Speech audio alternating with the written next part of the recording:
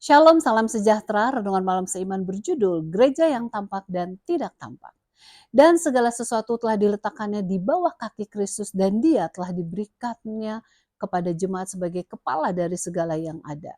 Jemaat yang adalah tubuhnya, yaitu kepenuhan Dia yang memenuhi semua dan segala sesuatu. Efesus 1 ayat 22 dan 23. Istilah tampak dan tidak tampak digunakan untuk membedakan dua aspek gereja yang terdapat di dunia ini.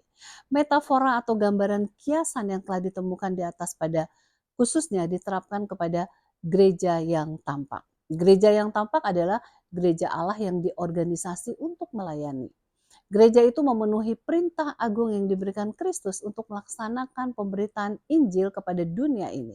Matius 28 ayat 18 sampai 20 dan menyiapkan orang banyak untuk kemuliaannya pada waktu kedatangannya kelak. 1 Tesalonika 5 ayat 23.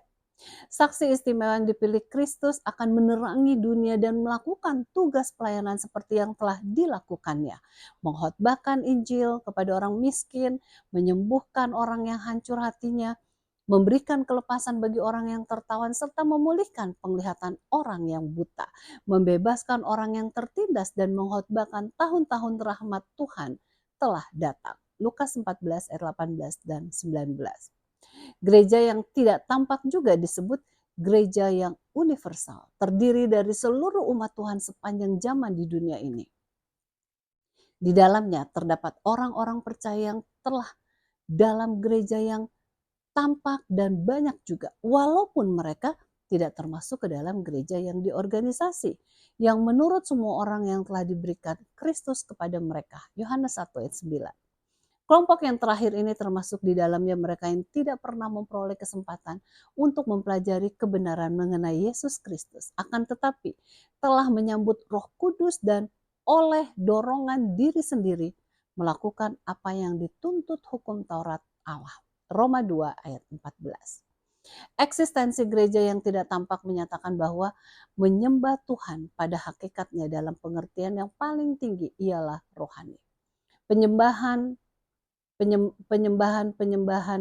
benar, kata Kristus, akan menyembah Bapa dalam roh dan kebenaran. Sebab Bapa menghendaki penyembah-penyembah demikian. Yohanes 4 ayat 23. Karena sifat rohani penyembahan yang benar, maka manusia tidak dapat menghitung secara tepat siapa yang telah menjadi bagian gereja itu dan siapa yang tidak termasuk bagian dalam gereja Allah itu. Melalui Roh Kudus, Allah memimpin umatnya dari gereja yang tidak tampak ke dalam persatuan dengan gerejanya yang tampak dan dapat mengambil bagian dalam menyelesaikan misinya di atas dunia ini. Kiranya semua kita dapat berperan serta dalam tugas di atas bumi ini dan didapati setia sampai kesudahan.